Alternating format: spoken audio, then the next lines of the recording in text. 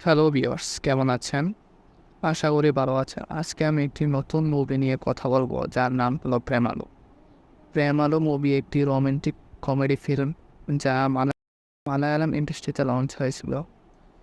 এর IMDb rating হলো 8/10। Malayalam industry যে খুব দ্রুত গতিতে উন্নতি করছে তা বলাই বাহুল্য। খুব সাধারণ গল্পকে অসাধারণভাবে দর্শকের কাছে তুলে ধরার মধ্যে তাদের চুরি মেলা পার। স্বল্প বাজেটের এমন মুভি সত্যি প্রশংসার দাবিদার। আমি কথা বলছি এই বছরের সম্প্রতি রিলিজপ্রাপ্ত মুভি প্রেমানুর কথা।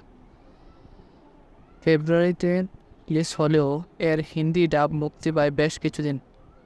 মুভির স্টোরি ও কাস্ট সবই দর্শককে মুগ্ধ করেছে। এই সাথে মুভিটিতে হায়দ্রাবাদ শহরটিকে সুন্দরভাবে তুলে ধরা হয়েছে। মুভির গল্প শুরু হয় সচিন নামক এক কলেজের পড়ুয়া ছাত্রকে নিয়ে দেখি। কলেজ লাইফে সচিন তার ক্লাসমেট অঞ্জলি নামে এক মেয়ের প্রেমে পড়ে, কিন্তু কলেজের শেষ দিকে প্রপোজ করলে মেয়েটি তাকে রিজেক্ট হয়ে সচিন কেরিয়ারের প্রতি মনোযোগী হয়ে উচ্চশিক্ষার জন্য যুক্তরাজ্য যাওয়ার প্ল্যান করে। কিন্তু পরিবারের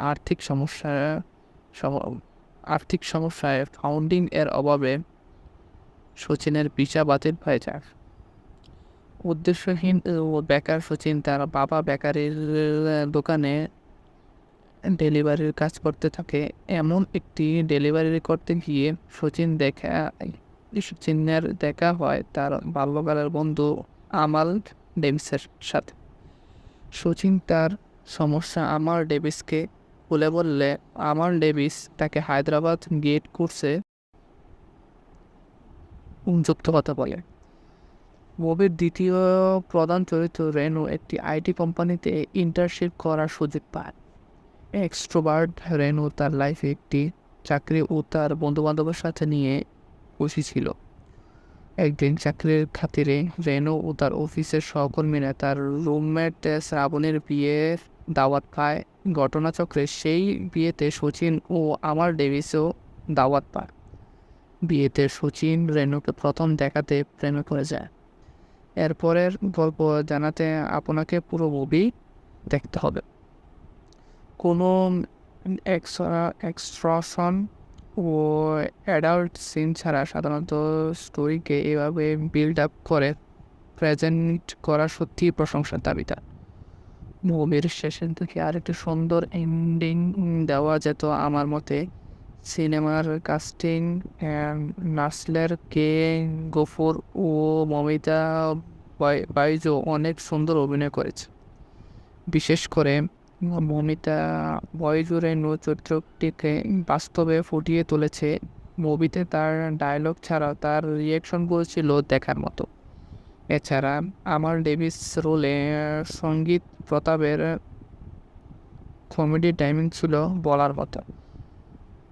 মুভিটিতে ডিরেক্টর হিসেবে ছিলেন গিরিশ এডি ও কিরণ জোস।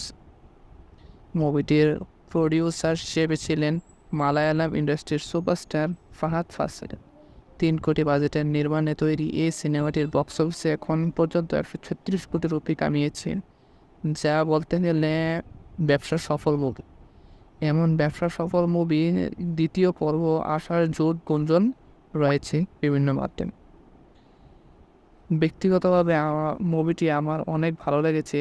মুভিটিকে আমি 8.5/10 রেটিং দিব। একটা কথা বলবো, উচ্চ আকাঙ্ক্ষা নিয়ে মুভিটি না দেখি বেটার।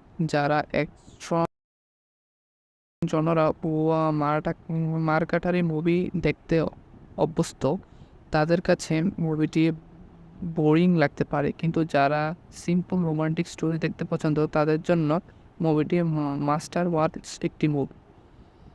ধন্যবাদ। আজকে এতটুকুই। এরকম আরও ভিডিও পেতে আমার চ্যানেলটি সাবস্ক্রাইব করে বেল আইকনটি চেপে আমাদের পাশে থাকুন। ধন্যবাদ।